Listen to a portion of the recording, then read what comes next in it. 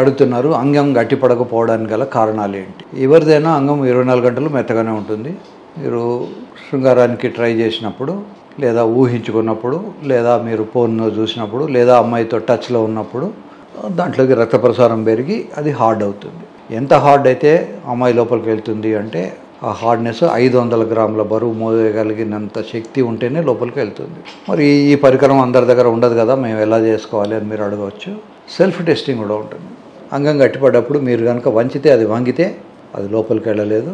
ముందర వైపు కానీ వెనక వైపు కానీ వంగితే, అది ఎలా వంగించినా వంగకపోతే దట్ కెన్ ఎంటర్. ఒకవేళ వంగిందంటే అది లోపలికి వెళ్ళలేదు. సో వంగట్లేదు అని అంటే అది లోపలికి వెళ్తుంది. Common sense.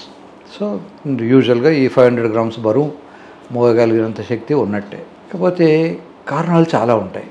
రక్తం వచ్చినప్పుడు దాన్ని పట్టుకోవడానికి భగవంతుడు ఈ యురెత్రా అనే దీనికి మధ్యలో, దీన్ని యురెత్రా అంటాము, ఈ మధ్యలో గొట్టాన్ని, యురెత్రాకి ఇటువైపులో అటువైపు స్పాంజ్ ఉంటుంది. స్పాంజ్ రక్తాన్ని పట్టి పెట్టుకుంటుంది. దీన్ని కార్పోరా క్యావర్నోజా సైనోసైడ్స్ అంటారు.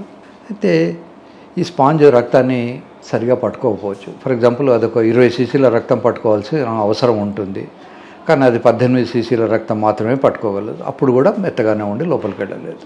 లేదా రక్తాన్ని అది తొందరగా వదిలేయచ్చు.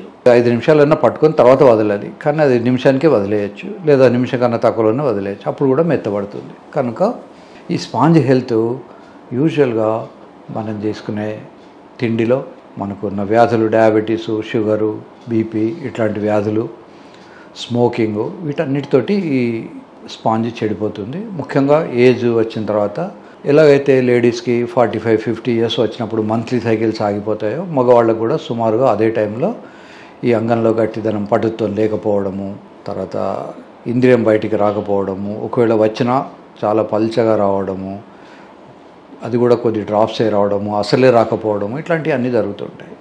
సో భగవంతుడు ఆడవాళ్ళకు మగవాళ్ళకు ఈక్వల్గా చూస్తారు. నిజానికి ఆడవాళ్ళకు 45-50కి ప్రాబ్లమ్స్ వస్తే, మగవాళ్ళకు 35 నుంచి ఒక 10 సంవత్సరాల ముందు నుంచే ప్రాబ్లమ్స్ మొదలవుతాయి. మరి మీరు అడగచ్చు, మరి పూర్వకాలంలో 60-70 ఏళ్ళ వాళ్ళు కూడా సంసారం చేసేవాళ్ళు కదా, ఇప్పుడు ఎందుకు చేయట్లేదు అని. ఇప్పుడు ఏమిటి అంటే, మన లైఫ్ స్టైల్ అంతా మనం మార్చుకున్నాం. ఎవరము హార్డ్ వర్క్ చేయము. మనకు కిరాణా షాప్కి వెళ్ళి, కిరాణా కొట్టుకు వెళ్ళి, షాపుల నుంచి సరుకు తెచ్చుకోవడం కూడా ఇబ్బందే. మనం ఇలా సెల్ ఫోన్ పట్టుకొని ఇలా కొడితే అది జొమాటోనో టమాటోనో వెళ్ళి మన ఇంటికి తీసుకొస్తుంది. అలాగే బట్టలు కొనుక్కోవాలనుకుంటే షాప్కి వెళ్ళక్కర్లేదు, మళ్ళీ మనం ఆన్లైన్లోనే ఆర్డర్ ఇస్తాం. సినిమా టికెట్ కావాలంటే మేమైతే ఇదివరకు కుస్తీలు పట్టేవాళ్ళం. ముఖ్యంగా మొదటి రోజుల్లో టికెట్ దొరకాలనుకుంటే క్యూలో నిల్చోవాలి, ఓల్డ్ మీద ఓల్డ్ పడేవాళ్ళు, ఒక్కోసారి షర్ట్ జినిగిపోయేది. ఇప్పుడు ఇక్కడ కూర్చొని ఆన్లైన్లోనే మీరు రిజర్వ్ చేసుకుంటారు. తర్వాత తాగే నీళ్లు ఉండేవి కాదు. కనీసం 1 కిలోమీటరు 2 కిలోమీటర్ల దూరంలో ఉండేటువంటి నది నుంచో, వాగు నుంచో, లేదా బావి నుంచో నీళ్లు నెత్తి మీద పెట్టుకొని తెచ్చుకునేవాళ్ళం. ఇప్పుడు ఆ అవస్థలు ఏవీ లేవు. ఇప్పుడు ట్యాప్ వేయగానే వస్తుంది. అందరి ఇళ్లలోనూ మోటార్స్ ఉన్నాయి. లైఫ్ స్టైల్ మారిపోయింది. దీనికి తోడు దురదృష్టవశాత్తు మనం తినే తిండిలో కెమికల్స్ పెరిగిపోయాయి. ఇప్పుడు విత్తనం మొలకెత్తినప్పటి నుంచి దానికి కెమికల్స్ వేస్తారు. భూమిలో మొలక పెట్టక ముందు నుంచి కూడా కెమికల్స్ వేస్తారు. వచ్చే కాలంలో, పండుగన్న ముందు, పువ్వు కాలంలో, ఇలా రకరకాలైనటువంటి మందులు స్ప్రే చేయడం వల్ల అది మనకు తెలియకుండానే ఆ కెమికల్స్ అన్నీ మన శరీరంలోకి వెళ్తాయి. ఈవెన్ మనకు అడిగే ప్లేట్లు, విమ్ సోపు ఇట్లాంటి వాటితో క్లీన్ చేసినప్పుడు కూడా అది పూర్తిగా వెళ్ళదట. కొన్ని మైన్యూట్ లెవెల్స్లో ఆ ప్లేట్కు అంటుకొని పోయింది. రెగ్యులర్గా దాంట్లో తిన్న తర్వాత కొద్దిమందికి కొలోనిక్ క్యాన్సర్ అనే ఒక క్యాన్సర్ కూడా వస్తుందట. సో వీటన్నిటికీ కారణాలు ఏంటి అంటే, మనం కెమికల్ ఫుడ్ పెరిగిపోయింది, కెమికల్ ఇన్వాల్వ్మెంట్.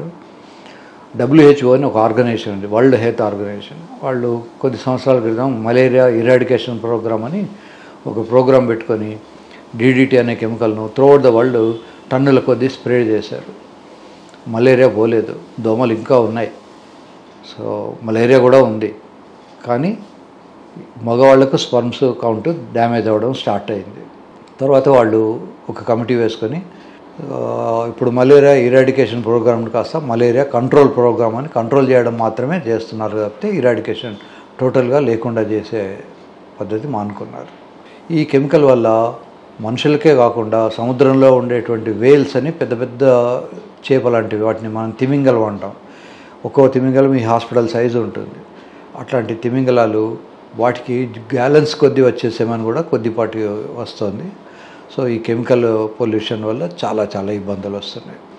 కొన్ని కంట్రీస్లో ఫ్యూచర్లో వాళ్ళ రేస్ ఉండదేమో, ఆ మగవాళ్లకు అసలు స్పమ్సే ఉండవేమో అనే ప్రిడిక్షన్స్ ఉన్నాయి. దానివల్ల వాళ్ళు సెమెన్ బ్యాంకింగ్ అని ఇప్పటి నుంచే ఫ్యూచర్ జనరేషన్స్ కోసం దాచిపెట్టుకుంటున్నారు.